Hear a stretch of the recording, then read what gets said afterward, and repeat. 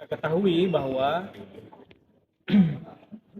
tarif parkir di luar badan jalan atau off-street di Kota Bandung terakhir itu ditetapkan melalui Peraturan Wali Kota nomor 1005 tahun 2014.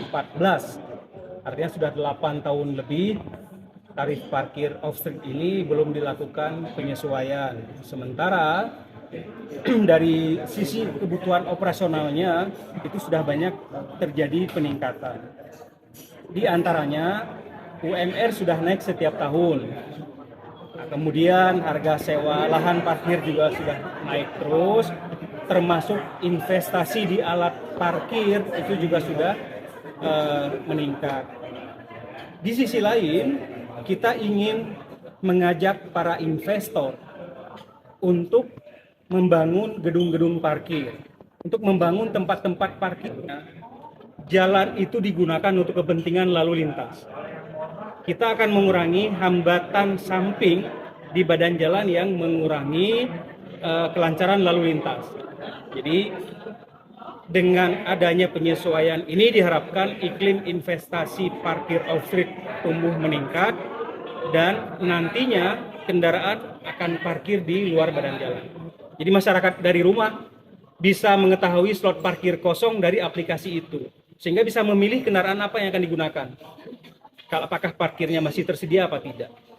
Kemudian kita juga mendorong agar adanya pemasangan signboard atau Digital Dynamic System (DDS).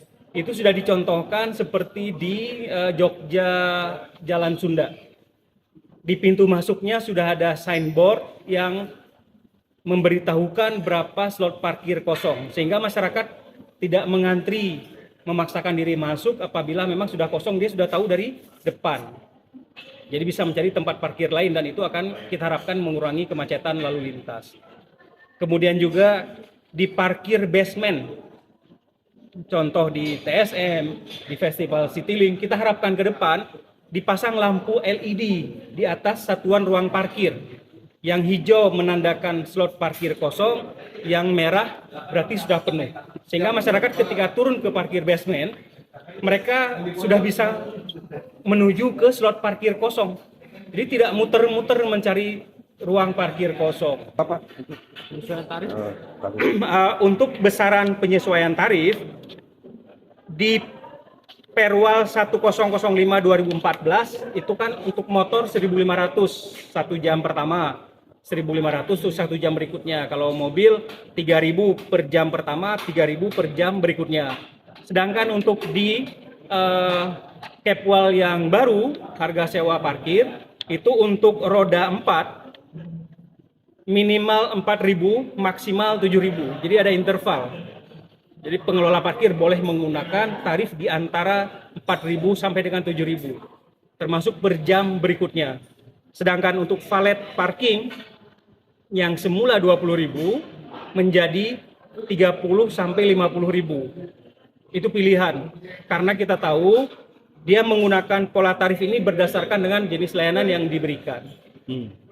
Nah, kemudian juga kalau di rumah sakit itu ada biaya inap di rumah sakit, pusat pendidikan, kemudian simpul transportasi seperti stasiun, kereta api, bandara, terminal, itu juga ada klausul tarif inap. Dan grace period juga ada perubahan. Yang semula di Perwal 1005/2014 itu 10 menit, di Kepwal yang baru menjadi 3 menit. Dan di Kepwal yang baru juga ada denda kehilangan tiket parkir sebesar dari Rp25.000 sampai Rp100.000. Karena beberapa kasus kami temukan laporan daripada pengelola parkir bahwa indikasi kehilangan tiket parkir itu bisa menjadi salah satu modus kejahatan pencurian kendaraan.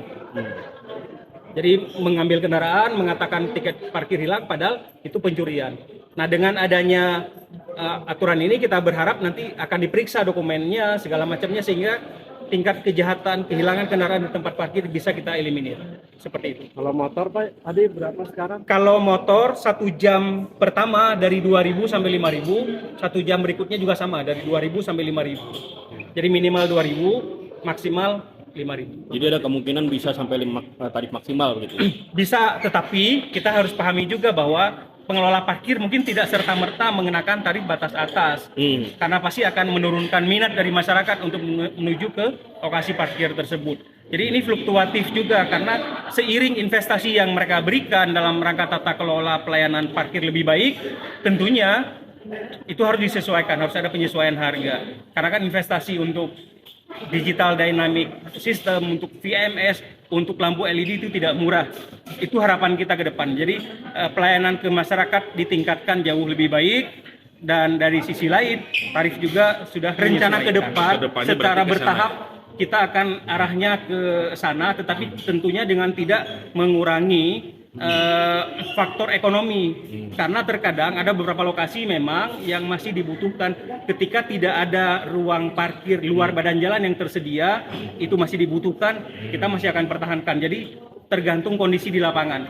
Tapi harapan kita kalau semua gedung parkir, semua lokasi parkir off-street sudah tersedia, seyogianya badan jalan itu sudah tidak banyak ada yang parkir gitu. Jadi khusus untuk kepentingan lalu lintas. Ke depan kita akan upayakan, karena kan kita untuk membangun jalan baru kan sulit. Tetapi membangun jalan baru bukan solusi kemacetan. Harusnya sistem transportasi publik kita yang dibenahin. Pedestriannya dibagusin agar kita terbiasa berjalan kaki, naik sepeda, naik angkutan umum. Yang kita lihat sekarang Bandung di mana-mana macet.